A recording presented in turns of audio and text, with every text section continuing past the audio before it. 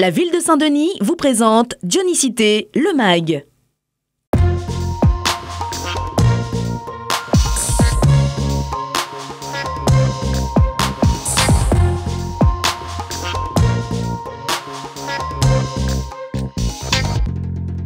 Allez, nous ça va, plus que quelques heures et vous serez nombreux à célébrer le 170e anniversaire de l'abolition de l'esclavage. Le 20 décembre, c'est demain et à Saint-Denis, une journée d'hommage et de festivités vous attend, concoctée et millimétrée longtemps en amont. Cette année, la ville de Saint-Denis entend redonner du sens à cette date symbolique et cette mission, elle l'a confiée à l'association École populaire de l'océan Indien. Un travail de plusieurs mois où Stéphane Bocquet, Christophe Langrom et Nicolas Mukazambo sont allés dans les écoles ou encore dans les quartiers raviver les souvenirs. Le 20 décembre cette année ne sera pas du tout le 20 décembre des autres années, c'est surtout un 20 décembre de sens. On aura plus de sens et donc on aura des tableaux que sera à découvrir au travers des gestuels, au travers de la musique, au travers des postures, au travers des paraîtres, des accessoires. Et en fait, on aura plus de sens. On va mieux comprendre ce que c'était cet esclavage. Petit retour en arrière, nous sommes en juin et le premier public à être embarqué dans cette vague du 20 décembre sont nos tout petits. Un programme culturel très complet leur avait été réservé. En juin dernier, 3 écoles dionysiennes ont participé à un projet de découverte du patrimoine. L'objectif pour Stéphane Bocquet, leur faire découvrir l'histoire de leur île et de leur quartier par le biais de dessins et d'écriture. D'autres se sont consacrés à la musique par le biais d'ateliers ou encore de sorties culturelles hors territoire, comme celle effectuée au Musée des musiques et instruments de l'océan Indien en novembre dernier à Salazie. Ces petits confectionneurs d'instruments destinés au 20 décembre s'approprient désormais le patrimoine local. Les grands ne sont évidemment pas en reste, Saint-Denis a offert 3 jours de formation aux acteurs associatifs et communaux du territoire. L'histoire, l'expression corporelle et la musique, voici les 3 axes abordés par l'école populaire. Nous sommes en septembre, il ne reste plus qu'à retransmettre ces connaissances. Direction le cœur des quartiers afin de titiller leur créativité. La créativité n'est pas seulement un affaire, ils sortent en l'air et ils descendent. La créativité aussi, les dans le quartier. De mon nana, un imaginaire, de mon nana, l'histoire, et de mon demande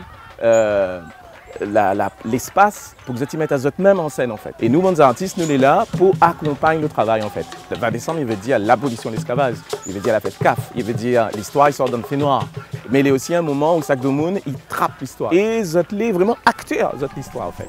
Les rencontres, les ateliers généalogiques avec l'association Frères de Son et les événements culturels de la ville, tels que les Journées européennes du patrimoine et la Semaine créole, viennent tous contribuer à ce travail de mémoire et de transmission.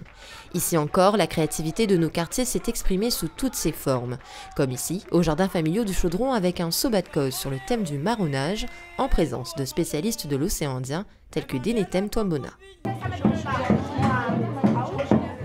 Le jour J approche, les quartiers sont en effervescence et peaufinent chacun leur tableau. Parmi les 19 proposés, vous retrouverez l'habitation, les esclaves d'un carreau ou encore la femme esclave.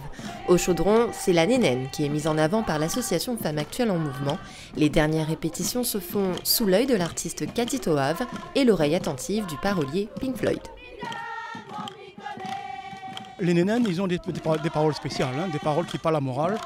Donc là-dedans, il dit Midonao, ce que moi m'y connais, Midonao, mon savoir, Midonao, mon sagesse. C'est une parole spirituelle. Il tombe bien puisque nous sommes une association composée majoritairement de femmes. Donc, il semble à nous très important de mettre en avant ces femmes qui ont marqué l'histoire de la Réunion en étant nénènes. Ce 20 décembre d'exception vibrera au rythme de centaines de Dionysiens investis durant des mois. Le résultat d'un travail de sens et de mémoire souhaité par la ville pour qui cet événement revêt une importance particulière. Célébrer le 20 décembre, c'est parler de ceux qui ont trimé dans les champs, qui ont été nègres de pioche, nègres de talent, nègres domestiques. C'est parler de tous ces gens qui ont enfin, ce jour-là, aspiré à la liberté.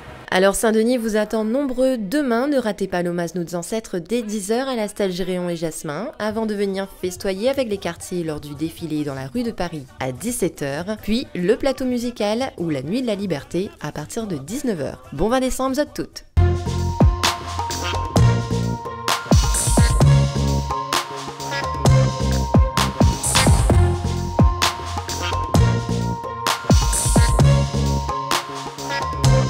La ville de Saint-Denis vous a présenté Dionicité, le MAG.